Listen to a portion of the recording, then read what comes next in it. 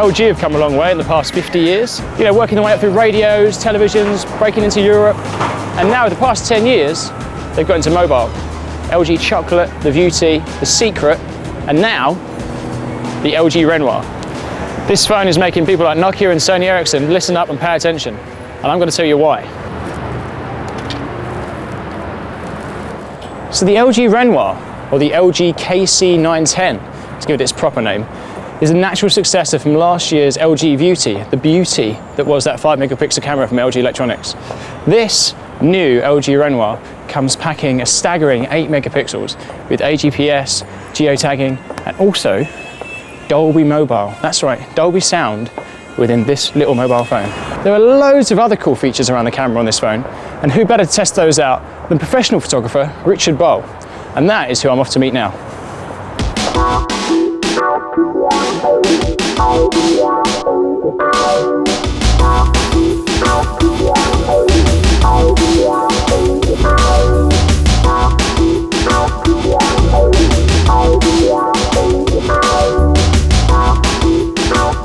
So I managed to track down Richard. He's here, hurrah! And Richard is an actual photographer, a real one. You won a little prize, didn't you, Rich? I did. The National Portrait Gallery's photographic prize. I won that a couple of years ago. So, given your aforementioned standing, what were your first impressions of the Renoir?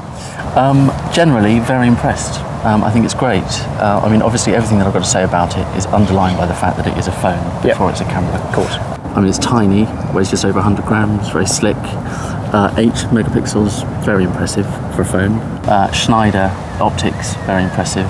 It's got a nice dust cap, keep the dust out. Very easy to navigate through the camera settings, whether it's flash, exposure, black and white, all of that sort of stuff. Very easy to read, to get into, it's great. One thing that you mentioned there, the Xenon flash, put that next to like an LED flash or dual LED flash. Do you find that makes a massive difference? I think it does, much cleaner light, brighter light, and makes just for fresher pictures generally. So what kind of shots were you able to get today? Some portraits, so a bit of architecture. I saw a squirrel earlier on. I was able to capture that pretty quickly. Exactly, yeah. I was getting some seagulls in mid-air this morning. What elements of that do you think have made its way into this?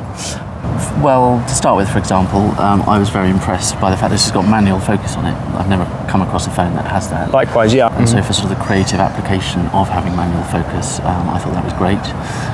Also, very easy to use exposure compensation. So you can make it brighter or darker as you would on a professional camera. And again, that was very easy to use. One thing I always find a pain with any mobile phone camera is the shutter lag. So I normally click, wait a few seconds, flash, wait a few seconds, picture, and if you move between them, then it gets blurry. I mean, how did you find the shutter lag on the Renoir? First of all, I agree with you. It can be very frustrating. The subject can leave the shot. Get on a bus, go home, make a tea. Exactly. But with this, it's as fast as any phone or even any compact automatic digital camera that I think I've ever used. Wow. I mean, obviously it's got to engage the autofocus, but it does that very quickly and then it takes. So no, very impressed with that. So that's the still camera elements covered. What about the video camera? Well, I'm recording this section on the LG Renoir right now. The picture quality speaks for itself, surely. We're recording at 120 frames per second that we can play back on this phone or on my PC at home. And the great thing about it is that you can put it onto a DVD and share with your friends and family. I mean, I think that's pretty damn cool. And the quality is amazing.